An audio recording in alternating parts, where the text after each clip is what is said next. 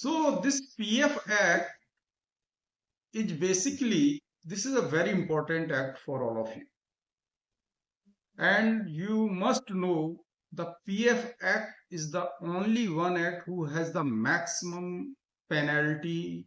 This is the one of the, grievous financial exposure and legal exposure in labor laws. Because there is no limitation, even the PF authority may seek the inspection from the inception of your company, from the beginning of your company, and that may, lead you and take you in a big trouble.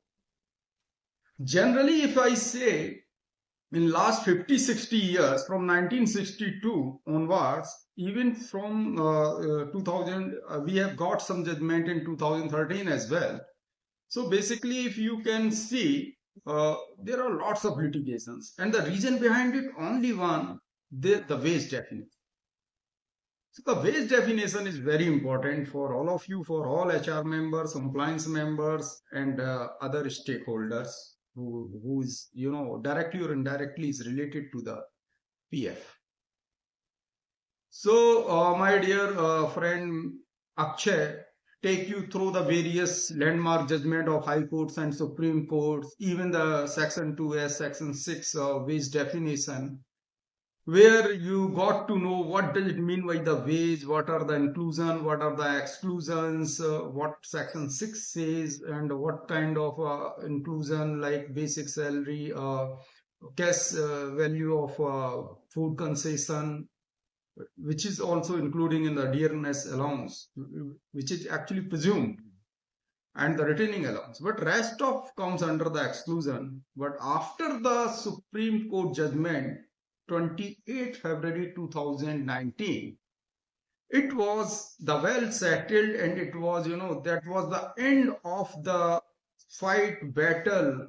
What constitute wage under PF Act was end.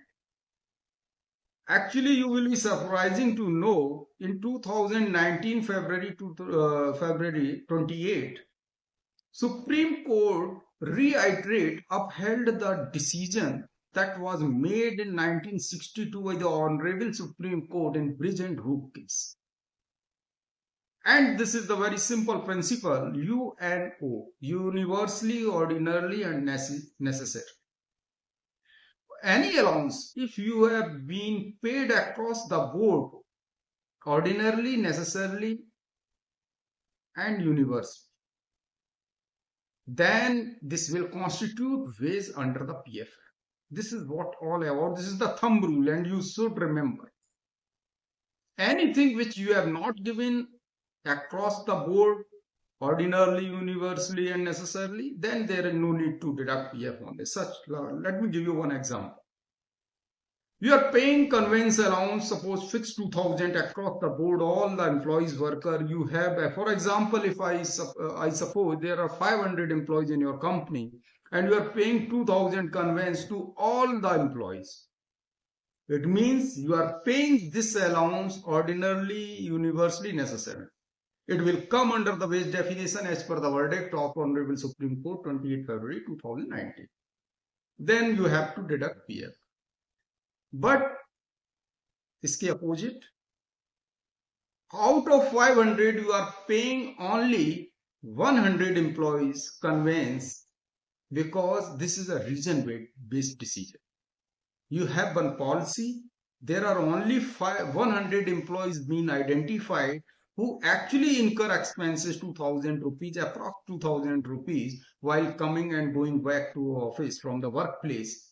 And then you have identified the list, you take the survey, you get the collection of fact figures, what are the rates of public transport, you prepared one committee, you have the MOM, you have the well settled file, you have got the approval from the management, then you have given them only 2000 rupees for only 100, then no need to deduct PF on such allowance.